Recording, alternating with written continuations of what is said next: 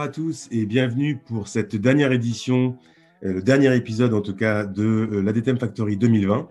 Last but not least, le rapport au temps, c'est-à-dire dans un contexte et dans un monde très digital, très rapide, quelle est la place qu'on accorde au long terme et comment est-ce qu'on peut réconcilier des préoccupations d'immédiateté, d'instantanéité, avec une réflexion un peu plus responsable, disons, qui s'inscrirait dans la durée.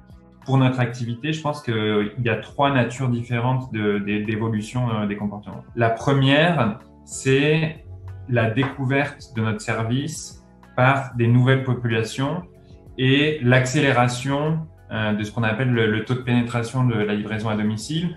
Le deuxième point, notre service tel qu'il existe, quelle utilisation en font les gens.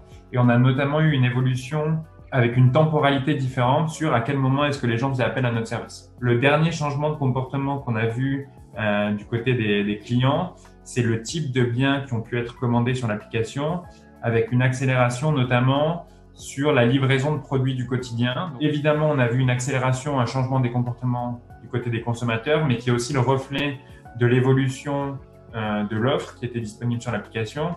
Car on a beaucoup parlé des clients, mais il y a aussi eu évidemment des changements assez marqués du côté des restaurateurs et des commerçants dans la manière dont ils utilisaient notre service. Les sociétés qui auront réussi à survivre sur les 20 prochaines années et à trouver leur public sont des sociétés qui vont être capables de mettre au cœur de leur stratégie une vraie personnalisation de l'offre. Je pense que ça va devenir de plus en plus central et de plus en plus un critère de succès ou de survie que d'être capable de proposer une solution responsable en adéquation avec les attentes des consommateurs qui vont aussi évoluer. Et peut-être un troisième sujet, un peu qui est une tendance de fond, qu'on appelle des super applications, où on va trouver au sein d'une macro-application tout un ensemble de services et d'autres applications.